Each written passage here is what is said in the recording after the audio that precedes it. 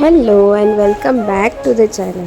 आपलं घर आपल्यासाठी पीसफुल जागा असते, जिथे आपल्याला शांत, प्रसन्न आणि पीसफुल वाटतं. आणि मग ते नवीन असू दे, जुनं असू दे, मोठं असू दे किंवा लहान, आपण ते नेहमी स्वच्छ ठेवण्याचा प्रयत्न करतो. अचानक कधी गेस्ट आले आणि आपलं घर स्वच्छ नसेल किंवा आपण ते क्लीन केलेलं नसेल, तर मग त्या गोष्टी क्लीन दिसत नाही. तर आपलं घर नेहमी सुंदर, प्रेझेंटेबल राहण्यासाठी तर रोजच्याच रुटीनमध्ये आपण ह्या सवयी लावल्यात तर तुमचं घर नेहमीच क्लीन दिसेल. तुम्हाला रोजच्या रुटीनपेक्षा अर्धा तास जास्त द्यायचा आहे. तर चला मग व्हिडिओ स्टार्ट करूया. तर माझी पहिली टीप आहे, सकाळी उठल्याबरोबर सगळ्यात पहिलं जे काम असतं ते आपण आपला बेड आवरायला पाहिजे. प्रत्येकाची जी वेळ असते बेड आवरण्याची ती वेगळी असते. कोणी सकाळी उठल्याबरोबर आवरतं, कोणी घरातले जे बाळ वगैरे असेल तुमचे मुलं ते उठल्यानंतर आवरता. पण ही तुमची सगळ्यात पहिली जी ॲक्टिव्हिटी आहे, तुमचं पहिलं काम असायला पाहिजे. कारण बेड आवरल्यावरती ना अतिशय प्रसन्न वाटतं आणि जी धूळ असते त्या चादरवरची, ती चादरवरची धूळ निघून जाते. आणि त्याचप्रमाणे जी बेडशीट आहे वीकमधून एकदा तरी तुम्ही वॉश करायला पाहिजे. तर अशा पद्धतीचा जर ब्रश असेल तर चादरवरची जी धूळ आहे ती इझिली निघते. आणि हा ब्रश मी डीमार्टमधून घेतलेला आहे 99 रुपीजला. आणि त्यानंतर ज्या तुमच्या पिलोज आहे त्या व्यवस्थित सेट करा आणि बघा नंतर की तुमचं बेडरूम इतकं नीट अँड क्लीन दिसतं.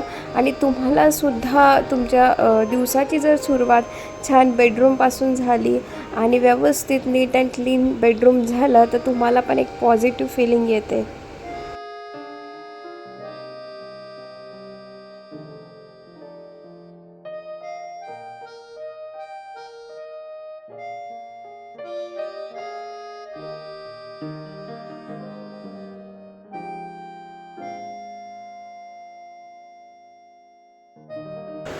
तर माझी नेक्स्ट टीप जी आहे, आपण आपलं घर तर स्वच्छ करतोच, पण आपण एंट्रन्स क्लीन करतो का? नाही. आपण काय विचार करतो, सोसायटी क्लीन करेल ना, आहे मेंटेनन्स करायला, आपण मेंटेनन्सचे पैसे देतो आहे. पण असं नाही. कारण लक्ष्मी जी आहे ती घरात बाहेरच्या पावलांनी येत असते. त्यामुळे आपली एंट्रन्स जी आहे ती नेहमी स्वच्छ असायला पाहिजे, क्लीन असायला पाहिजे. जेणेकरून बाहेरून कोणी गेस्ट आलं, त्यांना जर आपली बाहेरची जागा स्वच्छ दिसली तर त्यांना पण असं वाटेल की अरे वा, किती स्वच्छ सुंदर वाटतं आहे. रोज एंट्रन्सला झाडू पोछा करणं खूप गरजेचं आहे. तुम्हाला रोज वेळ मिळत नसेल तर दर 2 दिवसांनी सुद्धा करू शकता, पण डेली केलंच पाहिजे. खूप चांगली ही सवय आहे. तुमचं घर नीटनेटकं दिसण्यासाठी स्टार्टिंग तर तुमच्या एंट्रन्सपासूनच व्हायला पाहिजे.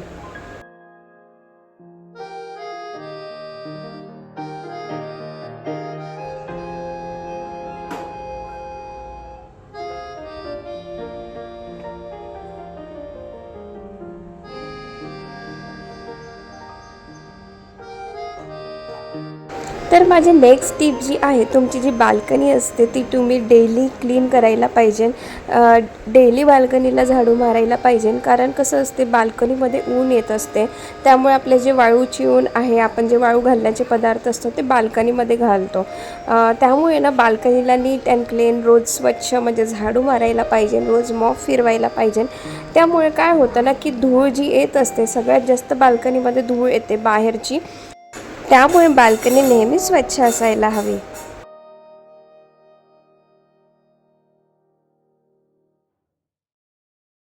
तर नेक्स्ट टीप जी आहे, जे सोफा असतं ते आपलं हॉलमधील मेन अट्रॅक्शन असतं.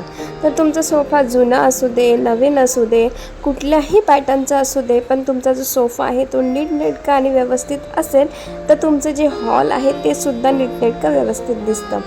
तर मी तर सोफ्यावरती जे कवर्स आहे ते टाकत नाही, बेडशीटचाच वापर करते. कारण माझा मुलगा छोटा आहे तर तो नुसता सोफ्यावरती उड्या मारत असतो, त्यामुळे सोफा कवर खराब होतो. त्यामुळे मी बेडशीटच टाकत असते. तर तुम्ही बघू शकता, जर सोफा कवर तुमची जी बेडशीट आहे जे काही असू दे ते नीट अँड क्लीन व्यवस्थित असेल तर तुमचं घरसुद्धा अतिशय सुंदर दिसतं.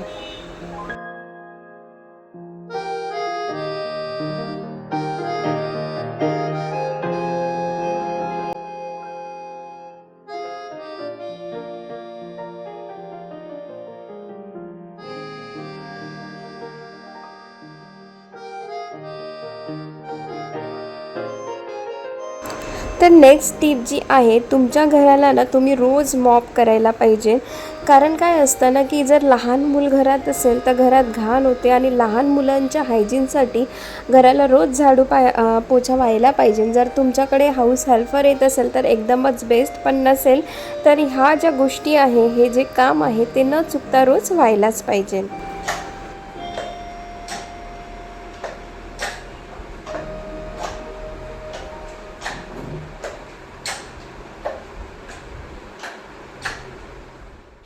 तर रोजच्या रोज कपडे धुणे खूप गरजेचं असतं. आजकाल तर सगळ्यांकडेच वॉशिंग मशीन असते, त्यामुळे कपडे धुणं पण सोपं झालेलं आहे. तर कपडे का रोज धुवायला पाहिजे? कारण जर कपडे असेच पडून राहिले तर कपड्यांना ना घाण वास सुटतो आणि ते हायजीनच्या दृष्टिकोनातूनही चांगलं नसतं. आणि आता तर उन्हाळा सुरू आहे, उन्हाळ्यामध्ये ऑलरेडी आपल्या कपड्यांचा वास येत असतो, त्यामुळे उन्हाळ्यात तरी जे कपडे आहेत ते रोजच्या रोज धुणे खूप गरजेचं असतं. मला इथे एक अजून टिप शेअर करायला आवडेल. जेव्हा आपण वॉशिंग मशीनमध्ये कपडे टाकतो तेव्हा जे कपडे आहे ते सेपरेट एक कपडा टाकायला पाहिजे. त्यामुळे काय होतं ना, की कपड्यांचा जो वास आहे दुसऱ्या कपड्यांना येत नाही आणि कपडे प्रत्येक कपडा व्यवस्थित पद्धतीने वॉश केला जातो.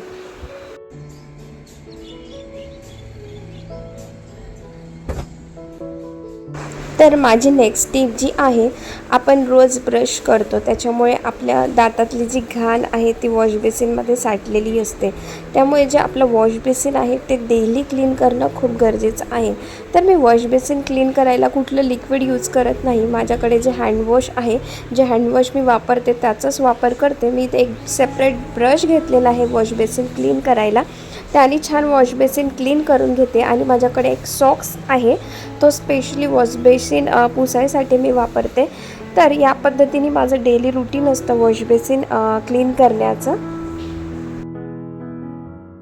शक्यतोवर तुमचं वॉश बेसिन, तुमचं बाथरूम या सगळ्या गोष्टी तुम्ही अंघोळीच्या आधी केला तर एकदम बेटर राहील, बेस्ट राहील.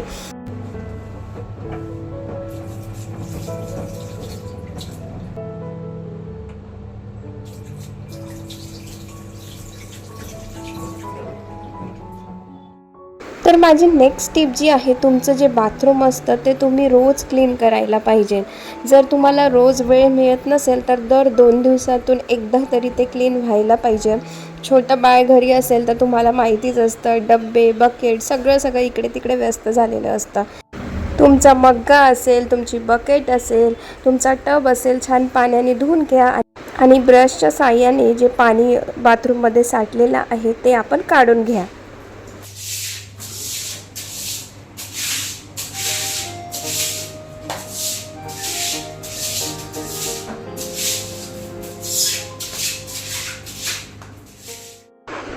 तर तुमचं जे काउंटर टॉप असतं ते तुमचं स्वयंपाक झाल्यानंतर तुम्ही नेहमी क्लीन करायला पाहिजे. तर काउंटर टॉपमधलं मेन जे असतं ते तुमचं गॅस स्टोव असतं, तुमची गॅस असते. तर मी इथे विनेगर आणि लिक्विड सोल्युशन असतं, आपलं डिशवॉश लिक्विड असतं त्याचं इथे सोल्युशन बनवलेलं आहे. काउंटर टॉप आणि गॅस स्टोव क्लीन करण्यासाठी मी या सोल्युशनचा वापर करत असते. आणि मी इथे स्पॉन्जचा यूज करून गॅसला पुसत असते, कारण माझं जे टॉप आहे ते ग्लासचं आहे.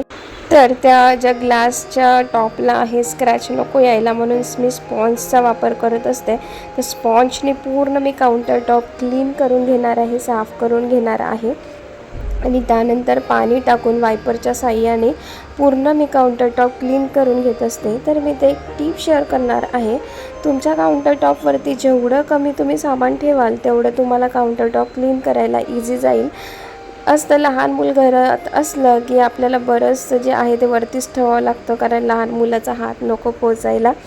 तर असू दे, प्रत्येकाची चॉईस असते, पण ही एक माझी टीप होती की जेवढं कमी सामान काउंटर टॉपवरती असेल तेवढं तुम्हाला काउंटर टॉप क्लीन करायला, मेंटेन करायला इझी जातं. तर काउंटर टॉप क्लीन करण्यासाठी मी स्कॉच ब्राईटचा स्पॉन्ज वाईप इथे यूज करत असते. एकदम इझी आहे, पाणी इझिली हा वायपर जो आहे, कपडा आहे, इझिली ऑब्झर्व करतो, त्यामुळे काउंटर टॉप पण क्लीन करणं इझी जातं. त्यानंतर एक जी छोटीशी टीप आहे ती सुद्धा मी तुम्हाला शेअर करणार आहे. तुमचे जे लाकडी, जसं तुमचं चॉपिंग बोर्ड झालं, त्याच्यानंतर लाकडी तुमचे चम्मच असतात, त्यानंतर तुमचं फळी असते, रवी असतं, हे स्वयंपाक झाल्याबरोबर तुम्ही क्लीन करणं गरजेचं असतं. कारण तर ते तसंच पाण्यात पडून राहिलं तर ते सडतं आणि त्याला कीडसुद्धा लागू शकते. तर माझी नेक्स्ट टिप जी आहे, तुमचा जो वॉश बेसिन असतो तो वन्स इन अ डे नेहमी क्लीन करायला पाहिजे. कारण जर तुम्हाला दिवसातून 2 वेळा म्हणजे दुपारी आणि रात्रीला जर वेळ मिळत नसेल तर ॲटलिस्ट तुम्ही रात्रीला तरी वॉश बेसिन क्लीन करायला पाहिजे.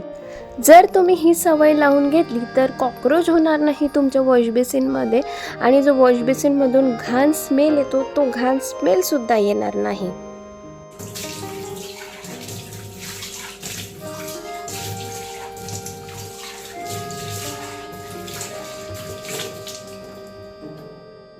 त्यानंतर जो कपडा असतो आपण काउंटर टॉप क्लीन करण्यासाठी वापरतो, त्याला जो आहे आपण रोज क्लीन करायला पाहिजे. तुम्ही डिशवॉश लिक्विड घेऊ शकता. माझं संपलेलं त्यामुळे मी त्या हँडवॉशचा वापर करून याला क्लीन करत आहे. तर ही पण एक सवय तुम्ही डेली लावून घ्यायला पाहिजे, कारण रोज आपण काउंटर टॉप याच कपड्याने क्लीन करत असतो, त्यामुळे याला रोजच्या रोज क्लीन करणं खूप गरजेचं आहे.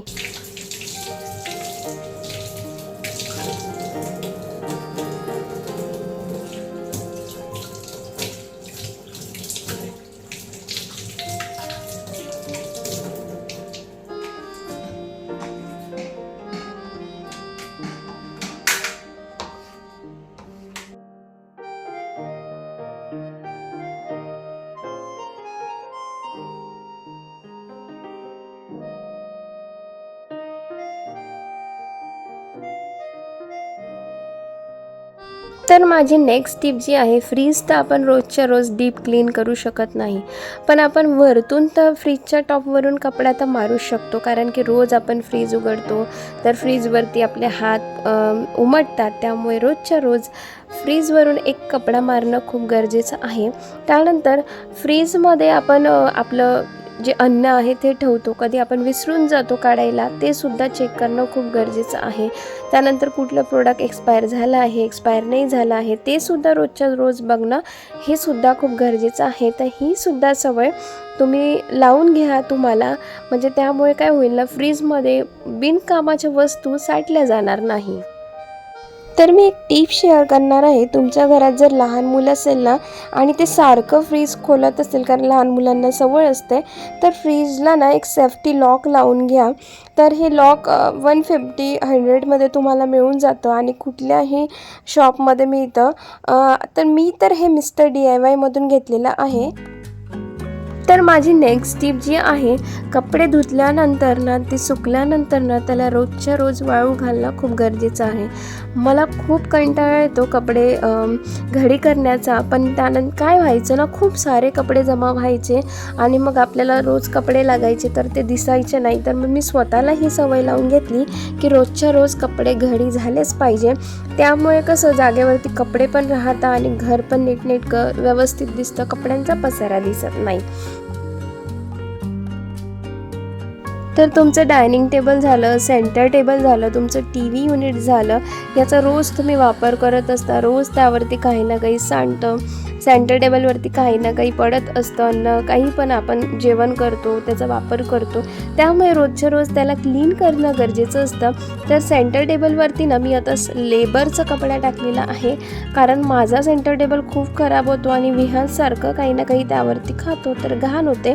आणि हा लेदरचा क्लॉथ जो आहे, कपडा आहे, याला क्लीन करणं पण खूप इझी आहे वॉटरप्रूफ असल्यामुळे.